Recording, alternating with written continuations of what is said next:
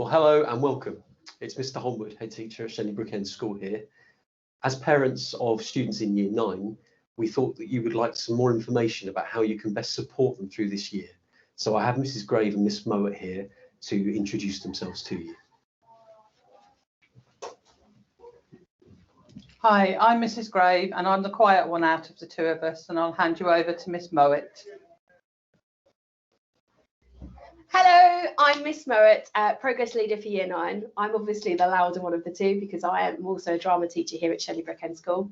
I've been with your children now since the start of Year 8, and it's been a fabulous journey over the last year, working with your students to make their choices in their options.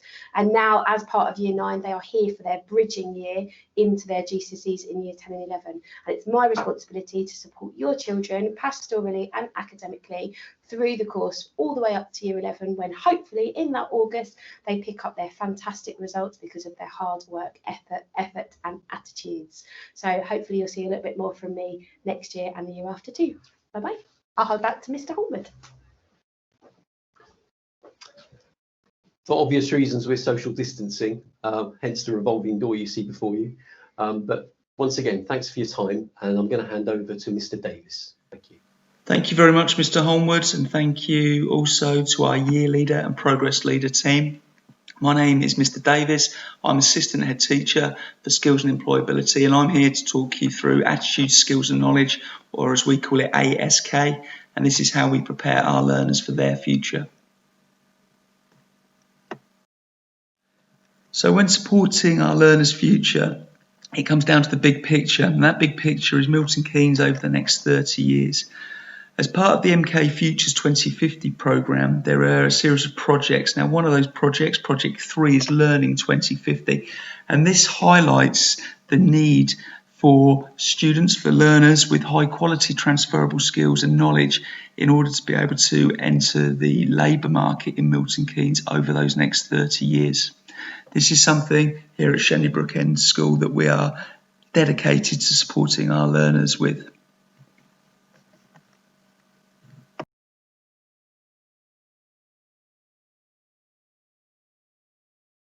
The first way in which we support our learners is through our ASK, or our Attitude, Skills and Knowledge trackers.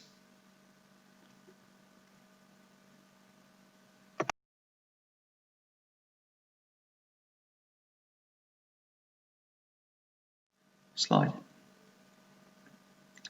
So here you can see an attitudes tracker. You'll also find this on the school website and in your child's learning passport.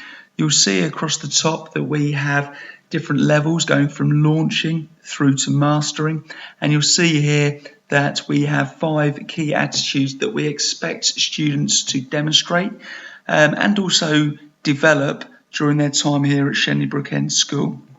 So we want students to be curious, creative, we want them to cooperate and commit, and we want them to be consistent in what they do. And this attitudes tracker is meant as a roadmap to support them with that.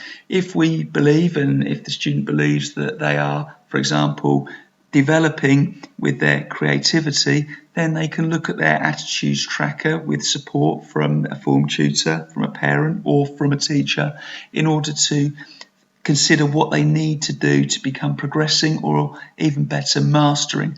This gives us a language of learning for all year groups that we can speak to students about to support them in their attitudes development. And as I said, these attitudes can be found on our website, sbeschool.org.uk. Skills and knowledge. As part of our skills framework, and this is to support the development of transferable skills for our students to go through school and take those into the workplace, we have tensile: teamwork, expression, numeracy, solving problems, independence, literacy and inquiry. We want to stretch students, we want to support students in their skills development so that they can demonstrate, for example, teamwork in a geography lesson, on the sports field with PE, and also at the weekend in a volunteering activity. It's that sort of teamwork that if they take into the workplace in 5-10 years' time, it will support both them and their future employer.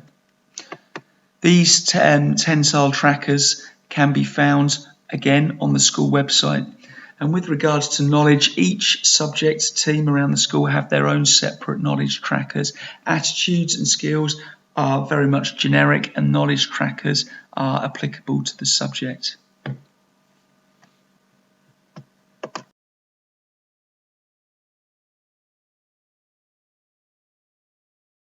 Further support students, we also have ASK posters around school.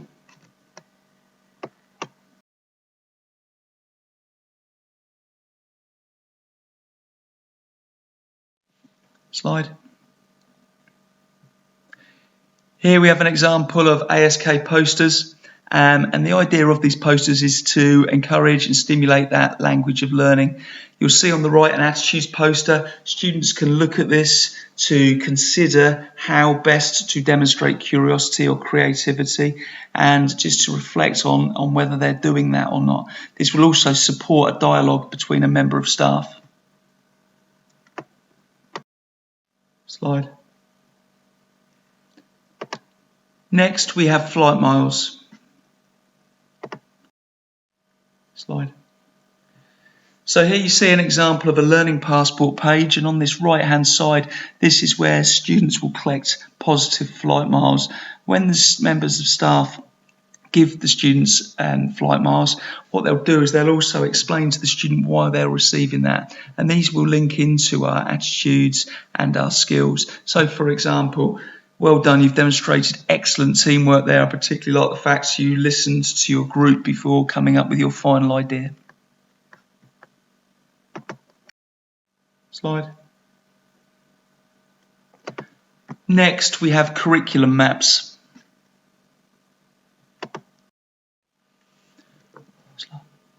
So here we have an example of a curriculum map which can be found on the school website. Now Mr. Nash will be talking about these in greater detail shortly, but basically you'll see that there is opportunity to see what skills and what attitudes your child's developing in their particular year group, in their particular subject at any given time. Slide. So it's important that students reflect upon their attitude, skills and knowledge. So next I just wanted to talk you through a few examples of ASK reflection from specific subject areas.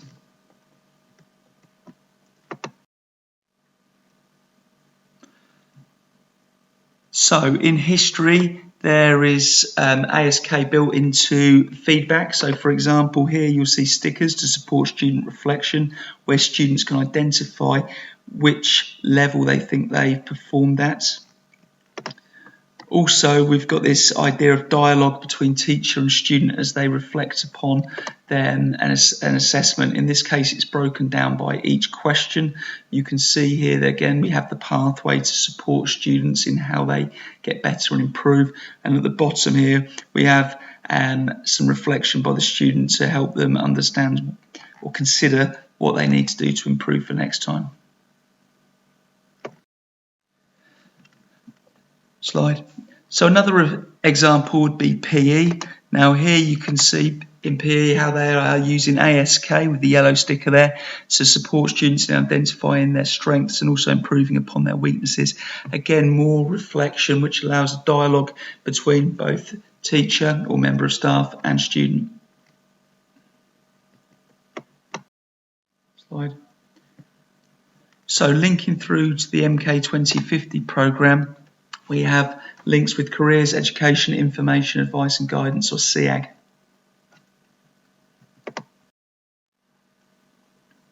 Slide. So it's important we link tensile skills from the classroom through to future career pathways. Here's an example linked to a subject, so in this case English, of how tensile skills can support in achieving a particular career pathway, in this case barristers. So on the left of this mocked up job advert, we have got tensile skills listed, expression, literacy and independence, as well as different career pathway steps.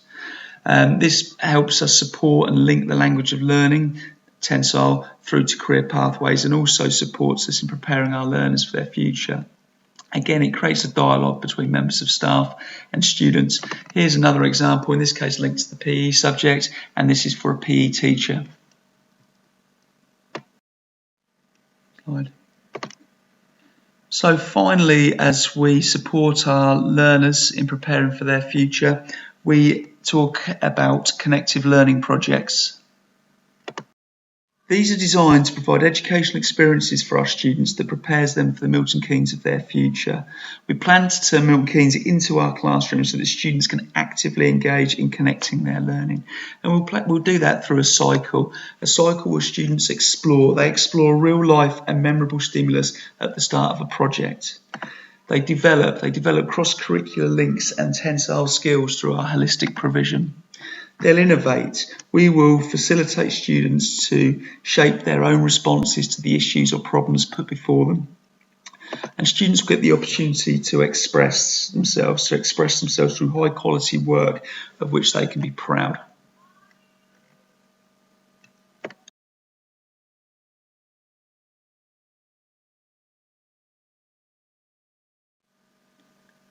Slide.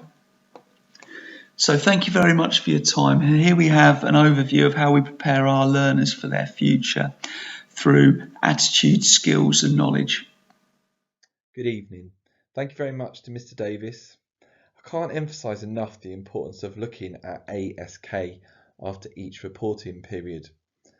It really does help students to focus their minds on what it is that they need to do to improve.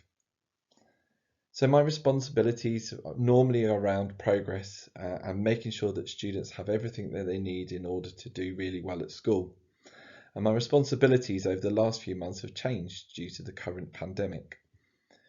We're trying where possible to keep all aspects of school life going, but obviously trying to make sure that students and staff are safe at this challenging time. One of the things that we were not happy about last year was our inability to meet with parents due to the lack of functionality on our current IT packages. So to stop that happening again this year, we've bought ourselves a new parents' evening system. This system will allow parents to have a conversation with each of the teachers of their children through a webcam. Parents will need to book appointments with teachers, and then they'll be able to log on to the system either through a phone or a computer, and then each appointment will happen automatically. Obviously, we have had instances where parents are running late from work or whatever that might be. This is going to cause problems with the new system as we're not meeting in person anymore. But if you have any problems or technical difficulties on the evening, we'll try where possible to find an alternative way of getting the information to you. So as Parents Evening approaches, we'll send out more information to you about logging on to the new system. Now, the other thing that I really wanted to bring to your attention is RM Unify. There's a couple of reasons for that. The main thing is that it's where our students go to access their emails. It's also where students can download Office 365, so that's Word, Excel, and all of those sort of things for free through the school license. So while they're a student with us, they are able to access that for free. And they also have access on RM Unify to the web versions of Teams and Outlook, which means that they can use those systems. Now, Teams, for those of you that don't know, was something that we used extensively during the lockdown last year. So in the event of a partial closure of the school or a full closure, if your child is sent home, it is likely that they will have all of their lessons on their timetable when they're at home, and that will take place through Microsoft Teams. There will be instances where teachers are unwell, and we will try where possible to arrange cover for those lessons. But we certainly will be using those lessons, probably not as much as the whole lesson, but using that lesson to set up work for students to carry on doing while they're at home. And there'll be time for the students to ask questions, as these classes will be limited to 30. So access to RM Unify is really important, and having a computer at home is also equally really important. So I've sent home surveys to all of the parents. One is about IT access, and I'd really appreciate if you haven't been able to do that yet, that you make sure you fill that one in. Equally, there is another questionnaire that went out about vulnerable students and the children of critical worker parents. Now, we really want to make sure that people have access to the school if they need to, if there is a partial closure or a full closure of the school. And we do intend to have the school open, or the small school open, for the students that need access to it. The second thing is just to make sure, and I'm sure most students know their own email address now, but the username for their logon when they log in anywhere around school is the beginning part of their email address, followed by @sbeschool.org.uk. So you can see my little example there, just in case they do need a reminder about what their email address is. Now, the next bit I'm going to talk about is Go for Schools. And Go for Schools was used extensively again over lockdown, primarily as a way of sharing homework, which I'll talk about in a moment. But equally, it gives access to the timetable. So if there was a closure of the school, you would be able to see what lessons they've got at any one day and direct the students towards those lessons. So you can see the timetable on there, but you can equally, underneath there, you can see a little sample of what you might be able to see in terms of progress information. So for each subject, students may have multiple assessments during a year, and that information will be shared on the detailed progress section of their screen. You and your child can both have access to that information, but it's really useful. And I would always encourage, where possible, for you to have that conversation with your child after an assessment and just ask them what went really well in that test or in that assessment. What would you do differently next time to make sure you do better? And another thing to do is to just link it with the ASK. So find the ASK sheet for that particular subject. Just ask them to say, where do you think you are now in terms of ASK, and what could you do next time to make sure you improve? So one of the other aspects of Goes for Schools is that we have a homework module, and that will allow you to see all of the homeworks that are current for your child.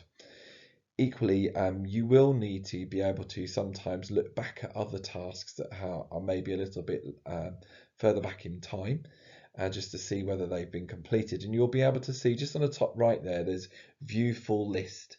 So you can see all of the homeworks that have been set.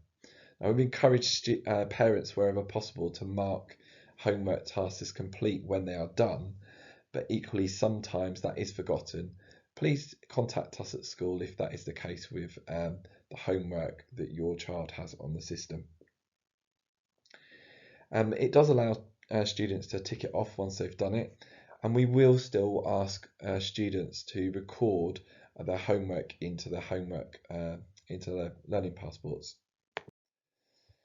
Okay, so finally it comes on to attendance and behaviour. You can see the attendance on the system that we have for your child, and if there is instances of unauthorised or unknown marks that you're a little bit worried about, I've given examples of those here, then please make sure you contact us at school and we'll look into that for you.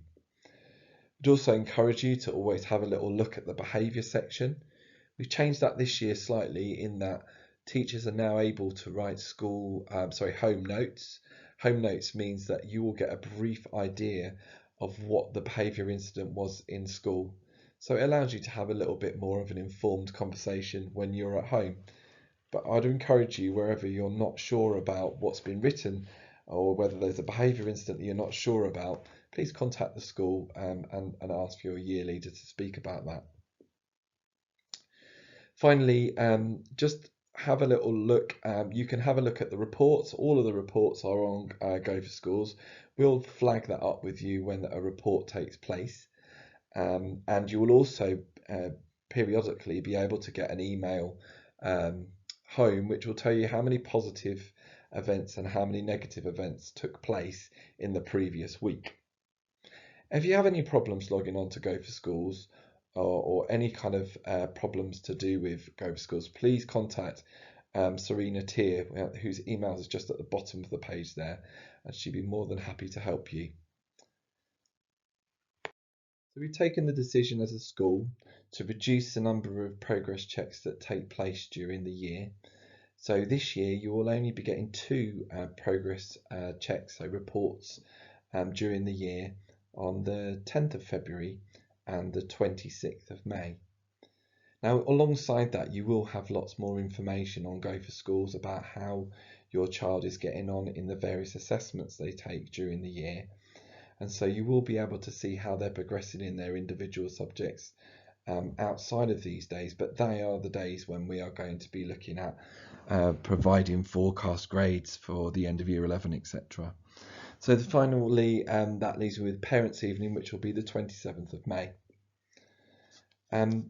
So that's all of the dates for this year. Thank you very much for listening. I'll now hand over to Mr. Nash, who's going to talk to you a little bit more about how this fits in with curriculum maps and homework, etc. Thank you very much. Thank you, Mr. McCluskey, and thank you to you all for listening to our virtual open evening presentation. As Mr. McCluskey said, I'm Mr. Nash and I'm one of the assistant head teachers at Shenley Brook End School. One part of my role is to oversee and monitor our curriculum. So I'm going to start off by talking about our curriculum maps and how these can be used when looking at your child's homework. Each year, our team leaders update their curriculum maps for their subject area. These maps are a very useful way to be able to see what topics your child is learning about at any given time. This proved particularly useful when students were working from home and had been working superbly through their work set by their teacher and wanted to get ahead of what was being taught. It meant students were able to read over and complete their own work on the topics coming up. To find these maps, you'll need to visit our website and click on the Students section. In there you will find a link to the curriculum maps. On this page you will find 5 buttons, one for each year group, and you can click on whichever one is applicable to your child. Let's have a look at an example curriculum map. This slide gives you an example of the information you will find on our maps. Firstly, at the top, there'll be a little bit of context behind that curriculum and what your child is going to be doing that year. This may also contain information about what they've learnt prior to this and possibly what it might lead into. Over the next few rows, you'll be able to find information linking to our ASK structure that Mr. Davis has talked about.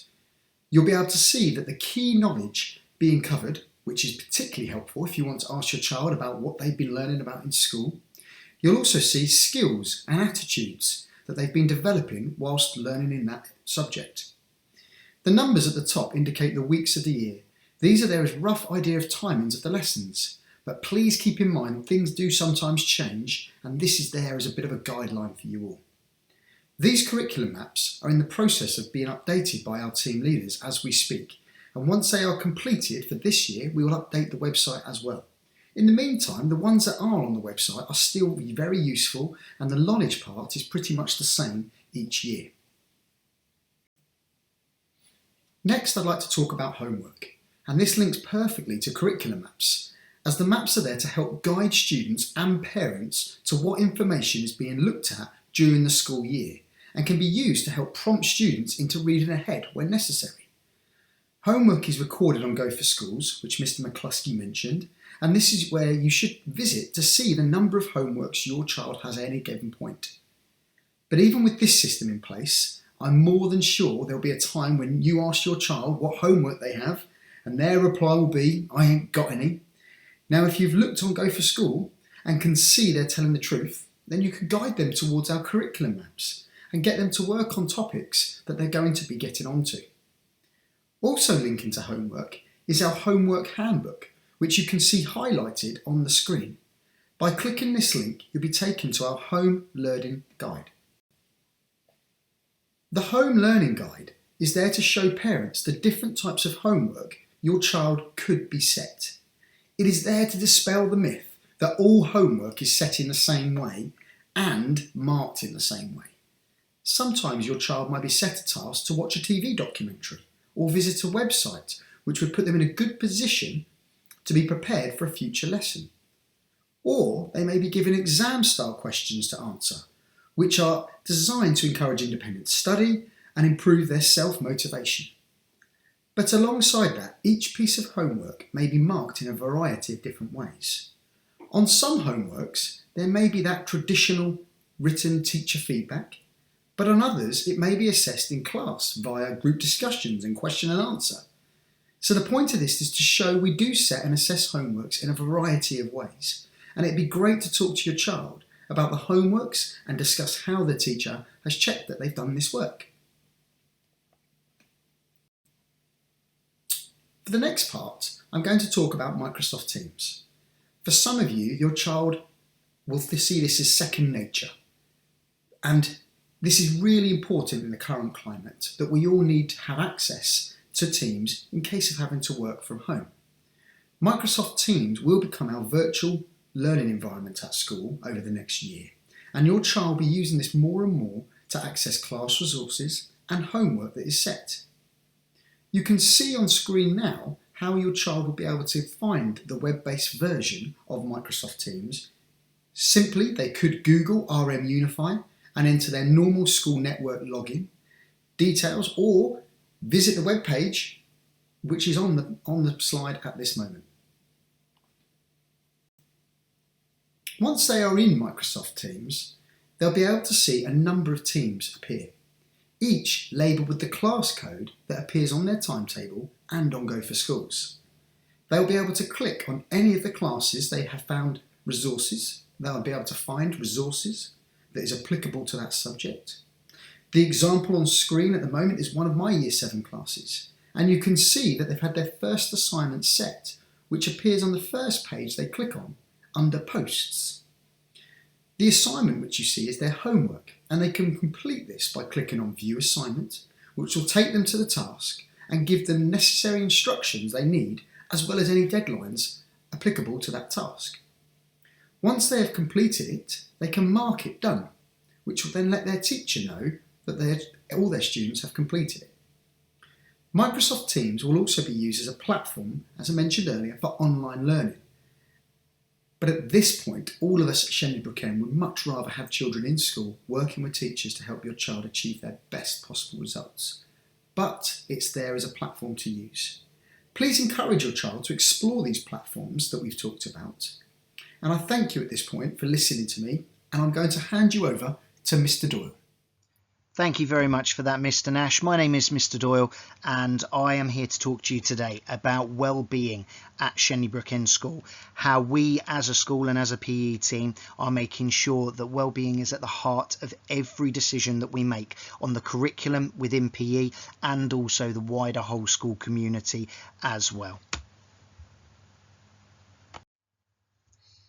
As you'll be aware, Shenley Brook End School and the 5 Dimensions Trust take the holistic education and overall well-being of their students extremely seriously. And the Shenley Brook End School PE team in the past few years in particular have been doing some research to find out just how much of an impact sport, physical activity and exercise in particular has on an overall well-being of a student. That incorporates the physical, the social, the emotional and also the sort of separate matter of mental health for students as well. And we've come up with a very clear vision that we try to ensure that students leave Shenley Brook End School with having had excellent opportunities to develop a lifelong love of sport and physical activity. It could be one of each or it could be both, but essentially students know how to exercise, they know how to keep themselves physically healthy, but more important, they understand the impact that that has. There are 4 very clear dimensions and areas that we as a school believe in, and we believe that there is an impact on physical activity, particularly when you raise the heart rate.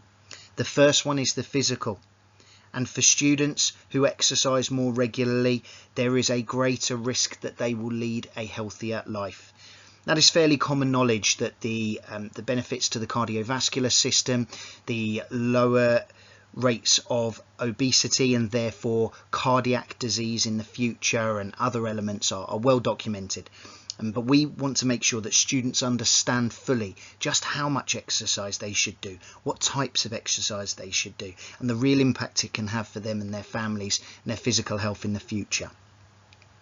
But we also explicitly teach students about the sometimes hidden benefits of physical activity and exercise on the brain and what it can do. For example, the release of chemicals such as dopamine and endorphins, which can have a considerable effect on a student's psychological well-being and their mental health. And the more that you exercise and the more you raise your heart rate, the more of those chemicals can be released. It's not just a sense of belonging that sport provides psychologically for students, but it actually has a real impact on the release of those chemicals. Not only that, there is new and emerging evidence and research in the last few years in particular that states that actually learning is affected by rates of physical activity. The more exercise a young person will do, the more capacity they have to learn in their subjects and their classroom lessons and just in life in general. There are very key and clear links that are drawn between the students that achieve the highest at the end of year 11 and their GCSEs to the amount of physical activity that they record and report that they do. So by giving students more opportunities within school, we're hopefully also helping them out in the classroom. And I mentioned belonging, which is an enormous part of what we do at Shenley Brook School, and we try to ensure that students have every opportunity to enjoy really fantastic, memorable experiences. So if we believe that these factors are key to a student's overall health and well-being, and we place enough importance in them that we try to factor them as the heart of everything that we do in our curriculum, how does the PE curriculum actually translate to that, and how do we deliver on this? Well, first of all, at the start of year 9, students will continue to undertake the innovative and unique Happy, Healthy, Successful curriculum, which looks to deliver teaching and learning and assessment opportunities for students that explicitly link to really valuable key characteristics and life skills, getting students to understand that PE and sport is not just all about how many times you can hit a shuttle over a net or how many times you can throw a ball through a hoop. These are important skills to learn, but we use them as a vehicle to develop things like students' resilience, their motivation, their communication skills, their ability to prepare mentally and psychologically and even just practically for the rest of their day and the rest of their lives. It could be in terms of resilience, students understanding that where they have a new and challenging skill, that the learning process does require failure to take place for students to really understand how they can overcome barriers to be able to be successful in the future. And as we all know, this is a skill that we want students to be able to leave school with to apply to the rest of their lives. Now, while that underpins everything that we do, students will have a taster opportunity of 2 qualifications that they can then undertake moving forward. That is the OCR Cambridge National in Sports Studies or in Sports Science. And the reason why we choose to deliver this qualification for all students is that we really believe that students place value on something that they can see a tangible reward for at the end. And while they will understand that they are learning exactly what they have before and that they will be undertaking and developing more skills and knowledge within PE, they're actually going to achieve a GCSE equivalent qualification at the end of it. And the empowerment that students get by being able to select as well their own pathway through one of the 2 qualifications moving forward to year 11 retains engagement, and we find that students don't, as they may do in other schools and other curriculums elsewhere, actually feel as though PE is just a run around or a kick around, and they place real value and power in what it is that they're studying. And for those students that choose to, they can really focus down on 5 more key characteristics that will help students in their overall well-being. That is self-belief, teamwork, communication, problem solving and self-management by studying the PE Sports Leadership Diploma.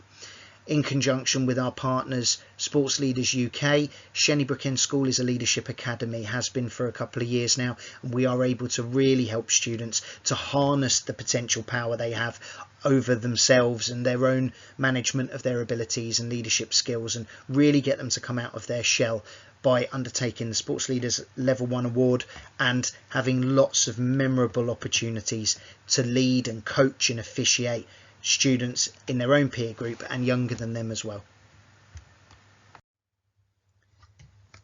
But we believe in these factors so much that we don't limit it to PE lessons, and through form time and assemblies in the last few years, we have really looked to try and take on the idea of getting students to understand the importance of being physically active and of having exercise in their lives.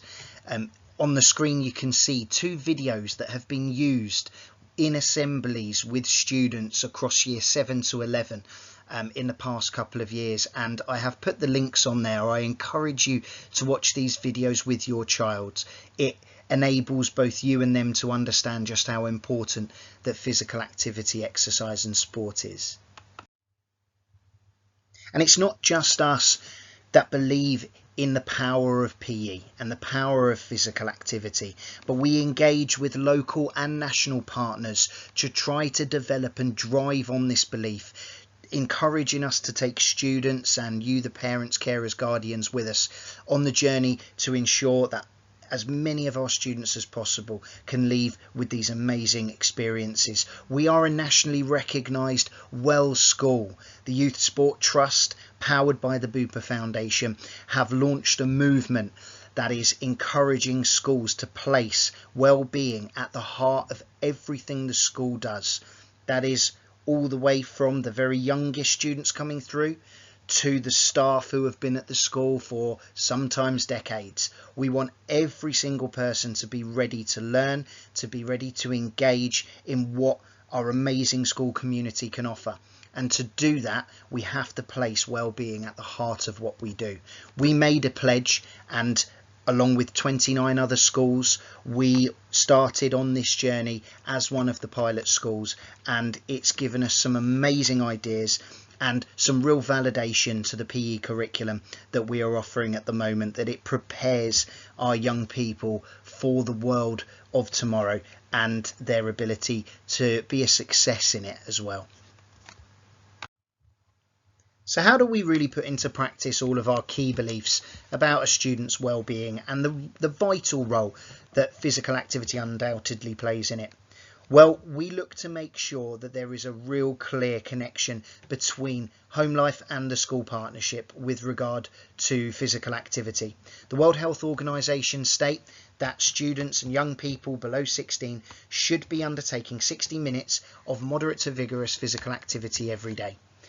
During year 10, we do understand that with added commitments and students maturing, they do find it harder if they're not already embedded into a club environment outside of school or have that really key positive attitude. That we do understand that it can be difficult to maintain some of those commitments. So we do everything we can to try to understand from a student's point of view through the use of surveys, one-to-one questioning, and the Active Live survey, which is a national scheme run by one of our partners, the Youth Sport Trust and Sport England, to try to find out actually what is going to engage young people. It may not always be what we decide it is, and the student voice and the sports leaders group within our school student voice helps with that as well.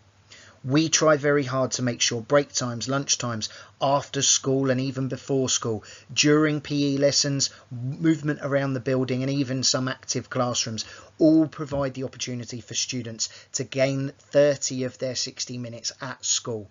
And we encourage students to take ownership of the other 30 minutes at home with the support of parents, carers, guardians, and where we can signpost young people to fun, enjoyable local clubs that are cheap to be able to access but will provide that opportunity for young people to feel like they belong to a club, then we will do that. We will advertise it, we will make sure that students are aware of it, and hopefully that will then lead to students being able to maintain a really positive, healthy, active lifestyle, which will set them in great stead for the rest of their school lives and their lives beyond.